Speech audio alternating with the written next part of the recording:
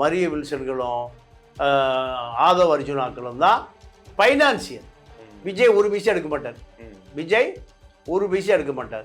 இப்போ அணில் குஞ்சுகளும் தற்கூரிகளும் கூட்டமாக கூடுகிற இடம் விஜய் தான்.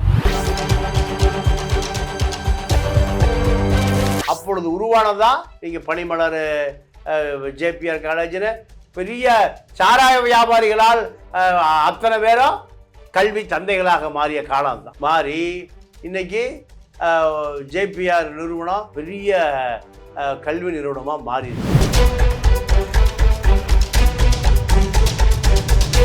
கரூரில் அந்த மரணம் நடந்த பிறகு ஒரு குடும்பத்துக்கு 5000 ரூபா மாதம், 41 குடும்பத்துக்கும் வாழ்நாள் முழுக்க கொடுப்பதற்காக பல கோடிகளை இறைக்கிறார். அவரை இப்போ டி நகர தொகுதியை குறி வச்சிருக்கார்.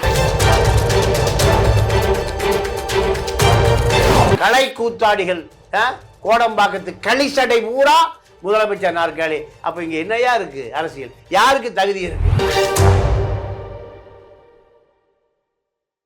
வணக்கம் சார். வணக்கம். எப்படி இருக்கீங்க சார்? நல்லா இருக்கேன். விஜய் அவர்கள் இப்போ நான் திராவிடத்துக்கு மாற்று, தமிழ் தேசியத்துக்கு மாற்று எல்லாம் சேர்ந்த கலவை தான் அப்படிங்கிறார் இல்லையா? ஆனா அவர் பாத்தீங்கன்னா ஒரு பாமரனுக்காக நான் கட்சி ஆரம்பிச்சிருக்கேன், ஏழை எளியவர்களுக்காக நான் மாற்றத்தை கொண்டு வரேன்னு சொல்றாரு. பட் அவருக்கு பின்னணியில இருக்கக்கூடிய பாத்தீங்கன்னா ஆதவ் அர்ஜுன், இப்ப கூட பாத்தீங்கன்னா அவர் ரொம்ப க்ளோஸா இருக்கிறது யாருன்னு பாத்தீங்கன்னா ஜேபிஆர் கல்லூரி நிர்வாக மரிய வில்சன், அவங்களோட பொண்ணு ரெஜினா சம்திங் நினைக்கிறேன் இல்லையா?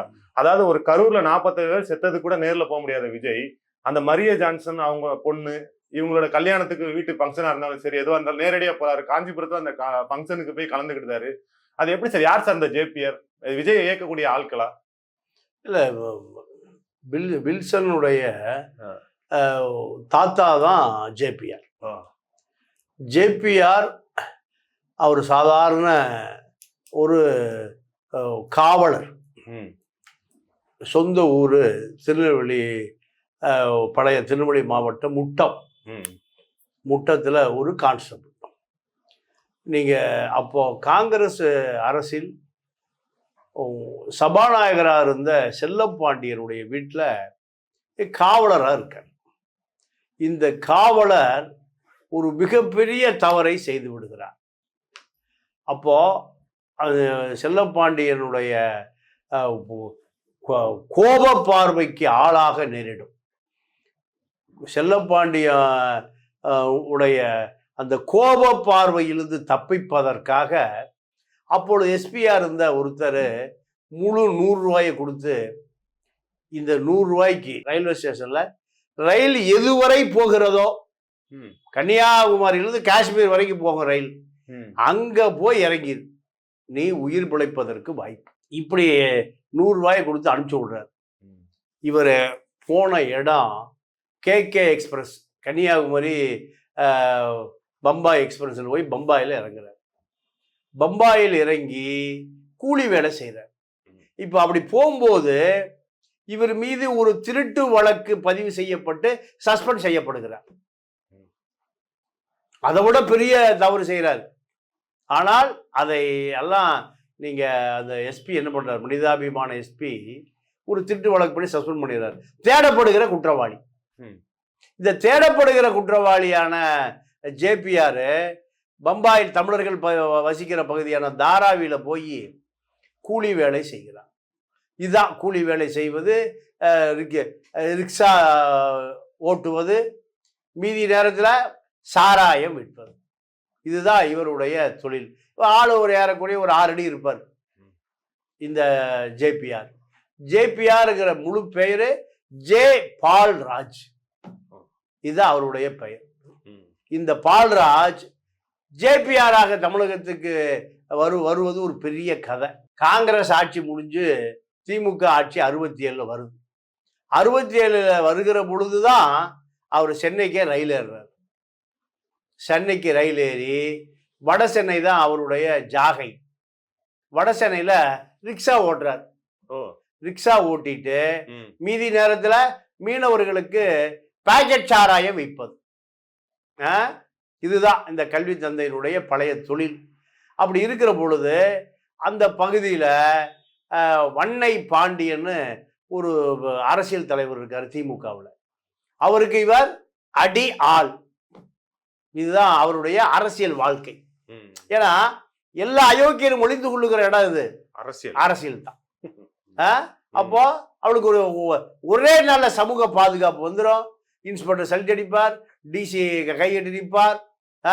இதுதான் மிளகாப்புடி வெங்கடேசனுக்கு சமூக அங்கீகாரம். மிளகாப்புடி வெங்கடேச சால்வி எடுத்துட்டு போய் யாருக்கு கொடுக்குறாரு? அமித்ஷாவுக்கும் மோடிக்கும் கொடுக்குறாரு. ஆட்டோ சங்கருக்கு போலீஸ் ரொம்ப நெருக்கமா. ஆமா ஆமா. தங்கையாங்கிற ஒரு டிஎஸ்பி தான் சாராய பானைக்கு பூவெல்லாம் சுத்தி பொட்டு வச்சு பூசை போட்டு ஆரம்பிக்கிறார். எதை? கள்ளச்சாராயத்தை. தங்கையாங்கிற டிஎஸ்பி. இப்ப இவர்களுடைய வரலாறு அப்படித்தான். சாராய உடையார், இன்னைக்கு ராமச்சந்திர மெடிக்கல் சாராய உடையார எம்ஜிஆர் தான் அவரை வளர்த்தி விடுறாரு. இன்னைக்கு பல ஆயிரம் கோடிகள் சொத்து வெங்கட்டு. அப்போ இதெல்லாமே சமூக விரோதிகள் ஒளிந்து கொள்ளுகிற இடம் இது அரசியல் தான். ஜேபிஆரும் அங்க ஒளிஞ்சுக்கிறாரு. ஒளிந்து திமுகவில் இருக்காரு. 72 எம்ஜிஆர் கட்சியை உடைச்சிட்டு வெளியேறாரு. அப்படி அப்படியே கட்சியை உடைத்து கொண்டு வெளியேறுகிற பொழுது வன்னை பாண்டியனோடு இவர் வந்தார்றாரு. திமுகவிலிருந்து அதிமுக வந்தார்றாரு. அதிமுகவில் வட சென்னை பகுதியில் வன்னை பாண்டியன் ஒரு பெரிய லீடர். அவரு சீட்டு கேட்குறாரு. 77 எம்எல்ஏ சீட்டு கேட்குறாரு. வன்னை பாண்டிய ரவுடி தாதா அவருக்கு சீட் கொடுக்கக்கூடாதுன்னு அந்த ஏரியாவில் அவர் மேலே புகார் வந்த பிறகு எம்ஜிஆர் அந்த புகாரை வாங்கிட்டு சீட்டு கொடுக்கல. வன்னை பாண்டிய ஒரு பெரிய படையோடு வந்து அதிமுக அலுவலகத்தையும் உடைக்கிறாரு. ஓபிஎஸ் மாதிரி கிட்டச்சு எம்ஜிஆர் பயந்துடுறாரு. அதற்கு பிறகு அவர் கட்சியிலிருந்து நீக்கிறாரு. நீக்கிய பிறகு வன்னை பாண்டியனுடைய அடி ஆள் ஜேபிஆர் வன்னை பாண்டிய இடத்துக்கு வந்துடுறாரு. வன்னை பாண்டிய இடத்துக்கு வந்துடுறாரு. எந்த பிறகு வந்த பிறகு ஸ்குவாட் போர்டு, அதாவது அன்னைக்கு எல்லாம் ஒன்னா இருந்தது. குடிசை மாற்று வாரியம், கழிவு நீர் அகற்று வாரியம், அதுக்கு வாரிய தலைவர் ஜேபிஆர். ஏன்னா எம்ஜிஆருக்கு வட சென்னையில ஆள் வேணும். அரசியல் திமுகவை எதிர்த்து அரசியல் நடத்துறதுக்கு ஆள் வேணும். அப்ப பெரிய தலைவராக இருந்தவர் ஆர்டி சீதாபதி, சாதாரண டாக்ஸி டிரைவரு. அவரு திமுகவினுடைய மிகப்பெரிய ஒன்றுபட்ட திமுகவினுடைய மாவட்ட செயலாளர். வட சென்னை, தென் சென்னை, மத்திய சென்னை அத்தனை ஒருங்கிணைந்த மாவட்ட செயலாளர் ஆர்டி சீதாபதி. பழைய டாக்ஸி டிரைவர். திமுக அதிமுக பூராம கைவண்டி இழுப்போர், மாட்மூட்டை தூக்குவோர், வண்டி இழுப்போர், பூ மார்க்கெட்டில் பூ விற்றவர் தான் மலரவன் கோவை மேயர். இப்படித்தான் அரசியல் அதிகாரத்தை நீங்க அடித்தட்டு மக்களிடம் எடுத்து கொண்டு சென்றவர் எம்ஜிஆர். அந்த வகையில் ஜேபிஆர் குடிசை மாற்று வாரிய தலைவர். இப்படி வந்துடுறாரு. எம்ஜிஆர் மறைவுக்கு பிறகு 87 எம்ஜிஆர் மறைவுக்கு பிறகு ஜேபிஆருக்கு பெரிய பின்னடைவு. சசிகலா கும்பல் கூப்பிட்டு, எம்ஜிஆர் காலத்துல தான் நீங்க இவ்வளவு பெரிய கோடிகளை சம்பாதிச்சீங்க, எங்களுக்கு கப்பத்தை கட்டுங்க. கப்பத்தை கட்டணுன்னே அரசியல் விட்டு வெளியேறி கப்பத்தை மட்டும் கட்டி கொண்டு இருக்கிறார். அப்பொழுது உருவானதான் நீங்க பனிமலர் ஜேபிஆர் காலேஜில் பெரிய சாராய வியாபாரிகளால் அத்தனை பேரும் கல்வி தந்தைகளாக மாறிய காலம் தான். மாறி இன்னைக்கு ஜேபிஆர் நிறுவனம் பெரிய கல்வி நிறுவனமா மாறிடுச்சு. மாறிய பிறகு ஜேபிஆருடைய மகள் வயிற்று பேரன்தான் மரிய வில்சன். அவர் கூட தாவேக்கால பொறுப்புல இருக்கு. ஆமா ஆமா, அவருதான். இப்போ கரூர்ல அந்த மரணம் நடந்த பிறகு ஒரு குடும்பத்துக்கு 5000 ரூபாய் மாசம், 41 குடும்பத்துக்கும் வாழ்நாள் முழுக்க கொடுப்பதற்காக பல கோடிகளை இறைக்கிறார். அவரு இப்போ டி நகர தொகுதியை குறி வச்சிருக்கார். அவர் எம்எல்ஏ ஆகணும், மந்திரி ஆகணும். Finance minister Aadhav Arjuna lottery அடிப்பது எப்படி, ஒரு நம்பர் லாட்டரி சுரண்டுவது எப்படி, சுரண்டல் லாட்டரி எல்லாம் தாராளமயமாக்குவது எப்படி, இப்படி. அப்புறம் இது போன்ற ஆட்கள் தான் இப்ப விஜய்ட்டு இருக்காங்க. விஜயை பொறுத்த வரைக்கும் மரிய வில்சன்களும் ஆதவ் அர்ஜுனாக்களும் தான் பைனான்சியர். விஜய் ஒரு பைசா எடுக்க மாட்டார். விஜய் ஒரு பைசா எடுக்க மாட்டார். இப்ப அணில் குஞ்சுகளும் தற்கூரிகளும் கூட்டமா கூடுகிற இடம் விஜய் தான். அப்போ திமுகவும் தற்கூரி தான், அதிமுகவும் தற்கூரி தான். என்ன பெரிய அறிவாளிகளா, இல்லை ஏதாவது பெரிய கம்யூனிஸ்டுகளா, இல்லை நக்சலைட்டுகளா, இல்லை ஏதாவது பெரிய திராவிட நீதி கட்சி வரலாற்றை தெரிந்தவர்களா? திருடி திங்கணும், கொள்ளை அடிக்கணும், இரவோடு இரவா மந்திரி ஆகணும், அமைச்சர் ஆகணும். வேலுமணி சினிமாவில் நடிக்கிறதுக்கு சான்ஸ் கிடைக்குமான்னு வந்தார். இன்னைக்கு அவர்கிட்ட 5 லட்சம் கோடி இருக்கு. எடப்பாடியே சொல்லிட்டாரு, ஏப்பா என்னை இன்னும் கவுத்துறாத, பிஜேபியோடு சேர்ந்து எந்த இடைஞ்சலும் பண்ணிடாத, எனக்கு பிறகு இந்த நாற்காலி உனக்கு தான், ரிசர்வ் பண்ணி வச்சுக்க, நான் இருக்க வரைக்கும் இருந்துக்கிறேன், எனக்கு பிறகு நீ உட்கார்ந்துக்கலாம் இப்படின்னு வேலுமணிகிட்ட சமரசம் பண்ணுகிற அளவுக்கு வேலுமணியெல்லாம் பெரிய அரசியல் தலைவர் ஆக்கியது எது? இந்த திராவிட இயக்கம் தான். அப்போ இதே ஃபார்முலா தான் விஜய்கிட்ட. உதயநிதி முதலமைச்சர் ஆகிற பொழுது ஏன் விஜய் ஆகக்கூடாது? அன்புமணி ஆகிற பொழுது ஏன் விஜய் ஆகக்கூடாது? இந்த ஃபார்முலா தான். அதற்கான தகுதின்னு ஒண்ணு இருக்குல்ல சார். தகுதி ஜெயலலிதாவுக்கு என்ன தகுதி இருந்தது? கருணாநிதிக்கு என்ன தகுதி இருந்தது? என்ன தகுதி இருந்தது? எல்லாமே ராஜராஜ சோழனுடைய பரம்பரையா? மேற்கு, அதாவது தென்கிழக்கு ஆசியாவையே தன்னுடைய வாளால் சண்டை பிடிச்சு பல லட்சம் வீரர்களை கொண்டு போய் ஒரு பெரிய படை நடத்திய குடும்பம். ஒண்ணுமே யாருக்கும் தகுதி இல்லை. அண்ணாவுக்கே தகுதி இல்லையே. அண்ணா ஜவுளி கடையில கணக்கு எழுதிட்டு இருந்தாரு. திருப்பூர்ல செங்குந்த முதலியார் மாநாடு, முதலியார் மாநில இளைஞரணி செயலாளர் தான் அண்ணாதுரை. அண்ணாதுரையை முதல்ல எங்க பாக்குறாரு? திருப்பூர்ல பாக்குறாரு 1935. அப்ப தம்பி கணக்கு எழுதுற ஆள் வேணும், அப்படியே கூட்டிட்டு போயிடுறாரு. பெரியாரிடம் கணக்கு எழுதியவர் தான் யாரு? அண்ணாதுரை என்னவானாரு? முதலமைச்சர் ஆனாரு. பெரியாருடைய பத்திரிகையில ப்ரூப் ரீடர், அச்சு கோட்பாளர், அதை அடிச்சு பார்த்து பிழை இல்லாம எழுதணும். அது யாரு? கருணாநிதி. அவர் முதலமைச்சர் ஆனாரா? என்ன தகுதி இருந்தது? 2 பேருக்கு நண்பர் தான் எம்ஜிஆர். தம்பி உன் தங்க முகத்தை காமி, இந்த மக்களை ஏமாற்றிக் கொள்ளுகிறேன் என்று சொன்ன அண்ணாதுரைக்கு ஒரு சினிமா நடிகன், கலை கூத்தாடி. ஆனா அந்த நல்ல மனுஷன். எப்படின்னா எதையும் கொள்ளையடிக்கல, எதையும் கொள்ளையடிக்கல. காது கேளாதார் பள்ளி, கண்ணு தெரியாதார் பள்ளி, நடக்க முடியாதார் பள்ளின்னு சொத்தை பூரா நாட்டுக்கு கொடுத்துட்டு போயிட்டாரு. புலிகளுக்கு கோடி கோடியா கொடுத்தாரு.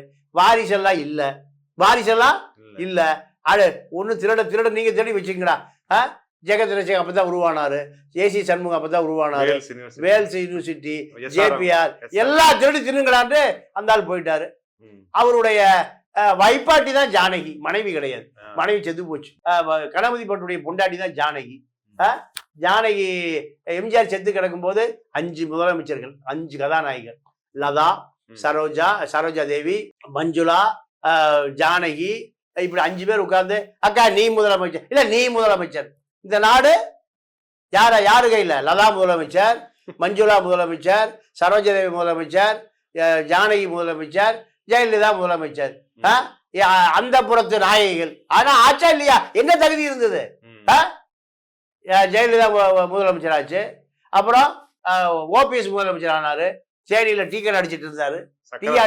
சக்கரமண்டி எடப்பாடி. அப்புறம் இப்படி தகுதி யாருக்குங்க இருக்கு?